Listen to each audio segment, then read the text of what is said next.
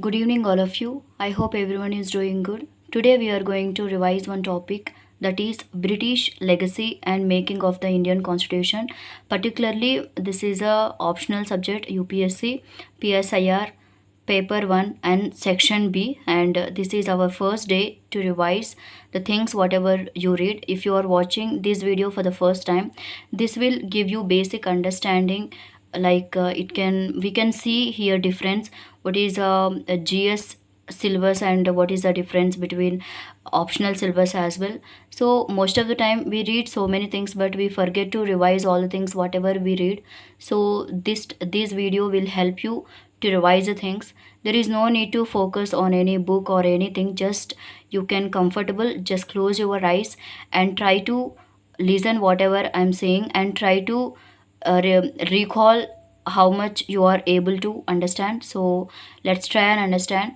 So British legacy, first we are going to discuss British legacy, legacy of British rule. And Rabindranath Tagore said it as, I'm sure that British will leave this country one day. However, I'm sure that before leaving, British will leave so much dirt or filth that generations of Indians will not be able to claim it. And introduction, the legacy of British were different in different countries. Bipin Chandra said, there is legacy of British rule because unlike China, India didn't start with a clean slate. So this is about introduction. And China had revolution which brought radical change. For India, there was transfer of power which had no far reaching changes. Indian elites educated in Western liberal education, so they need like restrictions decreases and choices increases. System had preference for the liberal, democratic and political order. And Gramscian perspective, the legacy of British rule show the continuing hegemony of the British. Hence, there are different ways of explaining the continuation of legacy, different spheres of British legacy, social changes in British rule. India was multi religion, multi language, etc. There were numerous variations and diversity. Despite different languages, prominent language came out to be English, which act as a common link among different languages. Due to this, relevance of Indian languages decreased. Use of English also led to interconnectedness in trade of economy. Use of English in education also created a link towards Western sciences and new theories in maths, science, humanities, etc. Setting up of universities and colleges like Thomson College, which is now known as IIT, and India became modernized with education in terms of industries, beliefs, etc. Focus on girls' education.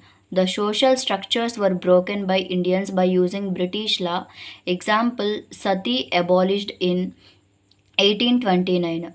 Religion used by British to divide and rule. Example, Government of India Act 1909, 1919 separate electorate to selective policies, and which promote appeasement to one section with respect to other. Caste used as a tool to promote the idea of distinct identity. And caste legacy, present Indian politics relies heavily on the vote bank politics, due to which people got delineated from real agenda of development. So political impact, two nation theory, India and Pakistan, influence on Indian parliament, the concept of bicameralism taken from Britishers, Lok Sabha lower house and Rajya Sabha upper house. Power of Rajya Sabha is less than that of Lok Sabha, so it is a quasi federalism. Division of legislative subjects. Example, union list, state list, concurrent list in the schedule has been influenced by Government of India Act 1935 of Britishers. Hamza Ali Marxist scholar indicated that INC is favoring the concept of overdeveloped state. What is overdeveloped states? So Britain, society evolved and demanded institutions which made British political system. Society and political system developed at same pace. India and other such countries inherited a political system of British state developed more than society, due to which exploitation, corruption, etc. increased. So it is overdeveloped. Colonial mindset of ministries and civil administrators shows British legacy and foreign relation. India became a member of Commonwealth nations. Economic legacies. Basic infrastructure in India like railways, irrigation canals, telegraph, postal services, etc. were built to satisfy their own needs. Sectors which were in conflict with British interests were never looked upon. Example, India's handloom sector as it hampered British's textile mills, India's small scale industries due to which indigenous capitalists didn't emerge, and Marxist market Indian customers like economic development was necessary to increase demand. Indian customers economic development was necessary to increase demand. Britishers brought policies of economic development. So Britishers, they are taking raw materials from us and gold from us, and they are sending product, final product. So unequal exchange is there. Resources and richness with Britishers adopted depleted India's capacity to develop. Drain of wealth theory by Dadabhai Nauroji. Britishers made exploitative land revenue policies, due to which farmers came in debt, hence became poor. Fertility of soil decreased due to imposition of policies.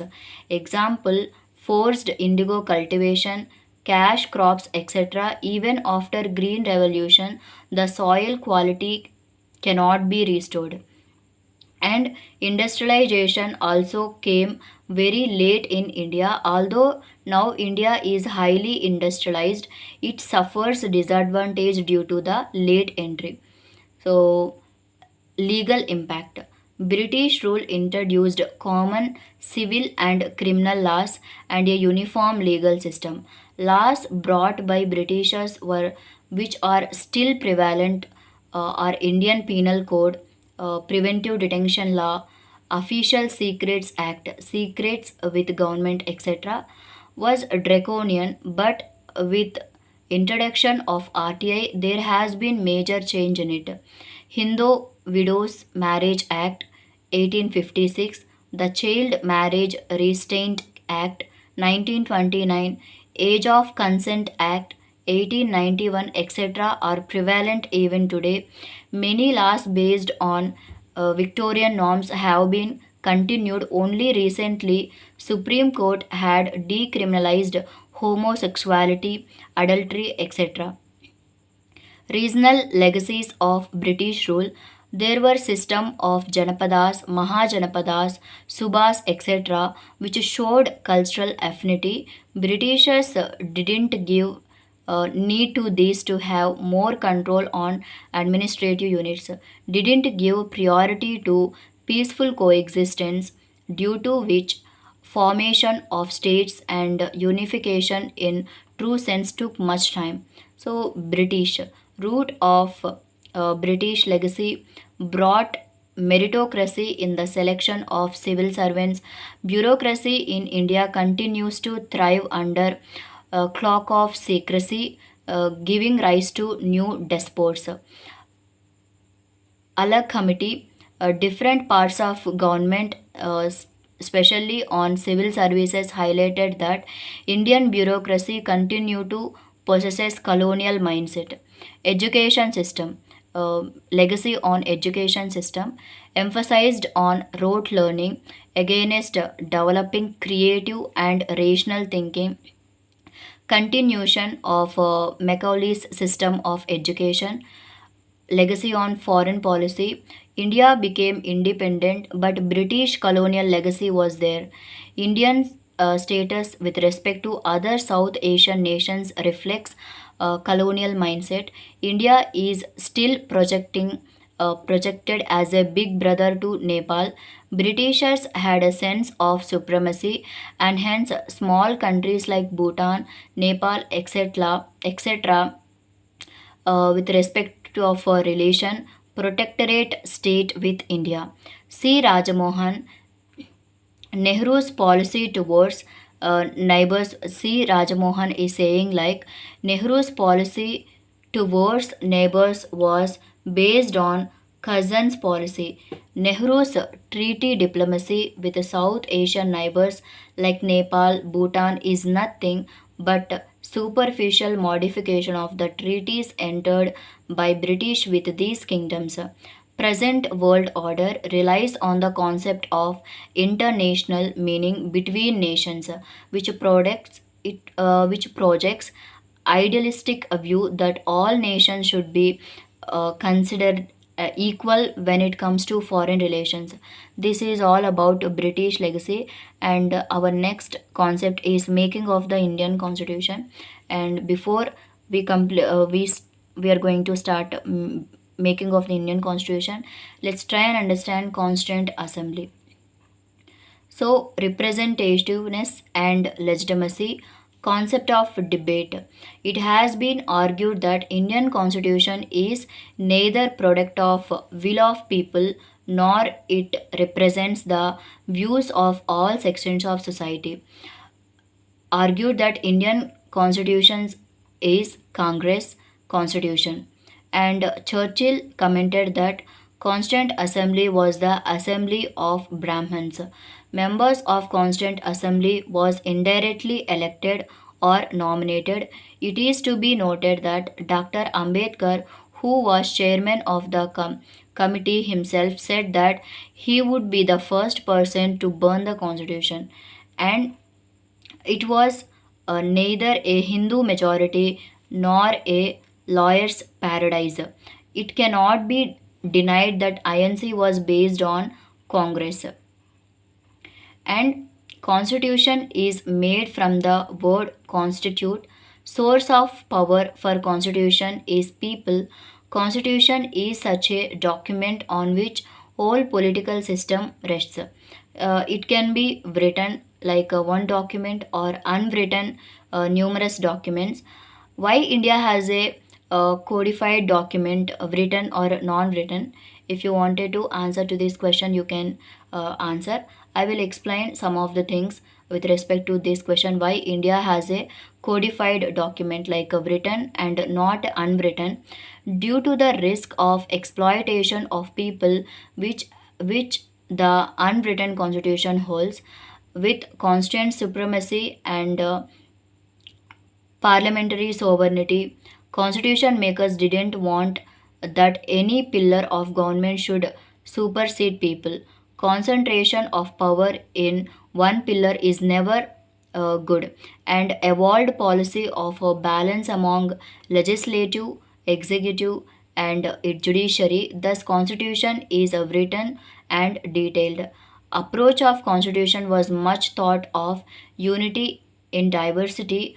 This idea of India is a deep reflection to the world and evolution of Constituent Assembly. In 1992, Mahatma Gandhi said, Indians are going to decide with the free will their political future. It will not be a free gift. So, counter argument is Constituent Assembly was based on recommendations of Cabinet Mission Plan. It's a British plan and it's not a gift. And struggle was there to get Constituent Assembly. Example like in World War II, Britishers needed Indian support to fight war. Hence, they brought Cabinet Mission Plan and other such offers. In 1930, M.N. Roy and Jawaharlal Nehru stated that India should have its own Constituent Assembly. Jawaharlal Nehru's point of view is members of Constituent Assembly will be selected through universal adult franchise. And Mahatma Gandhi, M.N. Roy stated that they wanted India's constitution to be inclusive as it is for all. This will result in increasing acceptability, stability of political system increases, and growth of nation will increase.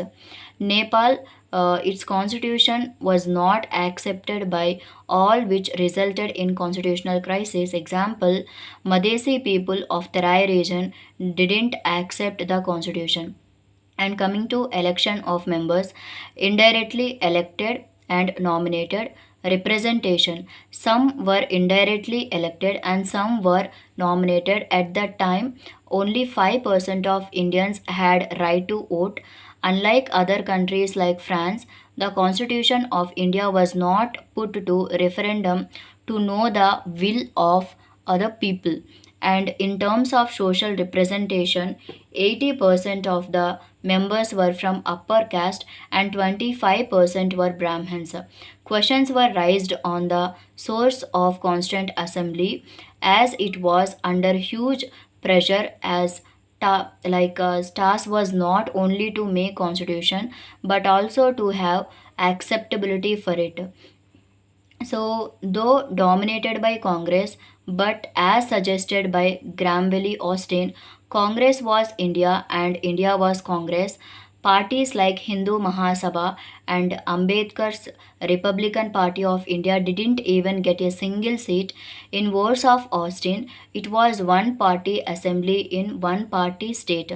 However, Congress adopted the members of other parties so that constitution becomes a consensus based rather than majority based document.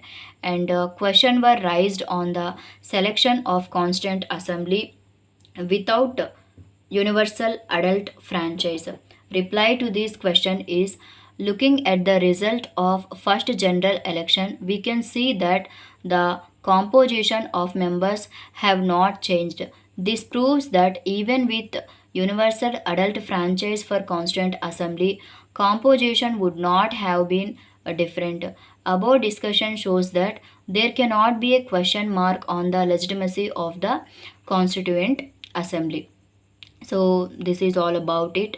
And this question raised on the selection of Constituent Assembly without universal adult franchise. And parties like Brahmins is there, and 25% were Brahmins.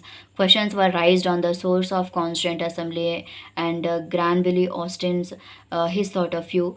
And it is also evident that questions were raised on the selection of Constituent Assembly without UAF. So even with the UAF for Constituent Assembly, composition would not have been difficult. So Austin stated that Indian Constitution itself is a cornerstone of a nation. It means nation is existing because of the Constitution. And this is all about, we have to remember, we have to understand. And Pratap Banu Mehta, Indian Constitution is a unique experiment in the field of constitutionalism. Indian constitutionalism is a not a mirror of society but shows how society should be. So Indian Constitution is a sacrosanct. It was not formed due to revolution but is itself revolutionary. And India is an example of social revolution through the Constitution. And it transformed a highly traditional society into a modern society. Pratap Banu Mehta stated that Indian Constitution is cosmopolitan constitution based on universalities, values like liberty, equality, and fraternity is also there. These are the things we have to remember. It's drawn from multiple sources, and this is also drawn from multiple sources of the different parts of the constitution. Especially we can say Indian judiciary, while interpreting the constitution, takes precedence from different constitutions. And um, Indical traditions as well. And example USA, due process of law, and example AK Gopalan case, Menaka Gandhi case, etc. Like Indian cultures, it is synthetic, synergetic, electric according to needs of the society and different social and political perspectives of the Indian constitution. The Constituent Assembly was essentially a deliberative platform. People from different social, economic, and ideological background were members of the assembly and participated in it. Hence, there were a lot of debates in the assembly. One of the reason for lengthiest constitution is that it accommodates different perspectives. And we have to discuss some of the debates as well. Like first one is nature of political system. Argument 1, in favor of parliamentary system. Our political system is a parliamentary system, and Jawaharlal Nehru, Sardar Patel, etc. Examples like Jawaharlal Nehru, Sardar Patel accepted this form, and executive is part of legislature. This thing we have to understand. Responsible government and collective responsibility of ministers to the house. And argument two is in favor of a presidential system. Example, Hindu Mahasabha, executive is not a part of legislature and president has extraordinary powers in presidential system. Criticized parliamentary system as having unstable government, and result is we chose parliamentary system due to tilt towards responsible government rather than unstable government. In presidential system, president becomes too much powerful, like a Putin, uh, like all the things. And parliamentary system was also chosen due to the past experience of India through Government of India Act 1919, 1935, etc. Why parliamental, why presidential system is stable in US and not in Russia? Both have political system of presidential system, and why presidential system is a stable and success in US and not in Russia. How presidential system is going to work depends on nation and its political history. Like USA based on liberal idea favors democracy, where restrictions levels are less and choices are more. Society of US and its political history is different from the Russia. And coming to Russia, its history comes from USSR. It considers liberal idea as a idea of a West and always trying to criticize it. And based on communist idea, state is most powerful in Russia. And political history in Russia is in 1991 during disintegration of USSR, and it was Elstine era. And Elstine wanted to promote liberal idea, but it failed as he was unable to deal with the domestic crisis occurring and issues with Georgia, etc.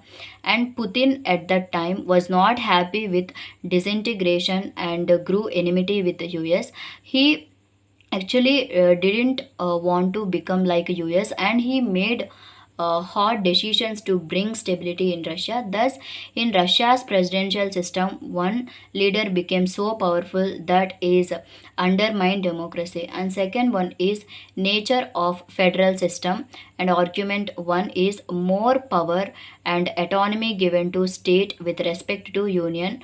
To forge India as a union of states inspired by US. And argument 2 is more power to union with respect to state, best for integrity of nation, shows unity in diversity. And result of it is India is a quasi federal state. A state have its own powers, but it can be superseded by union through president's rule when state does not work according to constitution. Indestructible union with destructible state. And third one is nature of rights. We have two types of rights: fundamental rights and DPSPs, directive principles of state policy. And argument to this is one part in Indian constitution should have all rights. These are civil and political rights, example Article 14 and 18, etc. Socio-economic rights, right to work, example Manarega, etc., and social security, etc. And argument 2 is B.N. Rao's statement, divide rights in two parts, part 3 and part 4. Part 3 deals with fundamental rights and part 4 deals with DPSPs, and fundamental rights are enforceable and DPSPs are non-enforceable. This is suggested by B.N. Rao, and result is society was not ready for fundamental rights and DPSPs in one part, hence two parts were settled. DPSPs, despite being important, is non-enforceable, yet it cannot be ignored that it is necessary for smooth governance. DPSPs are proactive and it will surely be implemented because in democracy for government to form there is a need of majority support, and democracy is a savior of DPSPs and system of elections. Fourth one is system of elections, and we also demanded separate, like Poker Sahib, he demanded separate electorate, and Sardar Vallabhai Patel and GB Pant opposed it, called it suicidal for minorities, and uh, Azias Razul, member of minority, also opposed it. And fifth one is Uniform Civil Code. And Poker Sahib and Ismail Sahib was against the Uniform Civil Code. Women members like Hansa Mehta and Rajkumari Amrit Kaura and leaders like K.M. Munshi strongly favored the Uniform Civil Code. And sixth one is nature of judiciary. Constituent Assembly did consider the system of judges appointing judges for the sake of independence. However, it was opposed by Ambedkar on the ground that there can be no imperium in imperio, that is, no state within the state, and Britain Parliament has a more power than judiciary, and USA's judiciary has more power than parliament. And seventh one is institution of governor, huge concern over it, and PT Thakur Das Bhargav recommended, PT Nehru also recommended, like, to make elaborate provisions on the qualifications of the governor rather than leaving it on conventions. Thus, Constituent Assembly had adopted different provisions after elaborate debates, and with a consensus. We should appreciate wisdom of members of Constituent Assembly. Constitution making is a will, and as mentioned by Supreme Court, Indian Constitution is an organic development. It is a mix of rigidity and flexibility. Besides formal process of amendments, the provisions of Constitution have been continuously amended to meet the aspirations of the people in an informal manner by judiciary and adaptation of the new conventions. So this is all about British legacy and making of the Indian Constitution. So I hope you like the video. If you like the video, please subscribe to my channel and click the bell icon. And this type of videos I'm going to upload on daily basis. This will definitely help you if you can practice this type of things, like while closing and listening to whatever I'm saying. This type of technique will help you, it will increase your concentration levels. So I hope you like the video. If you like the video, please subscribe to my channel. Thank you.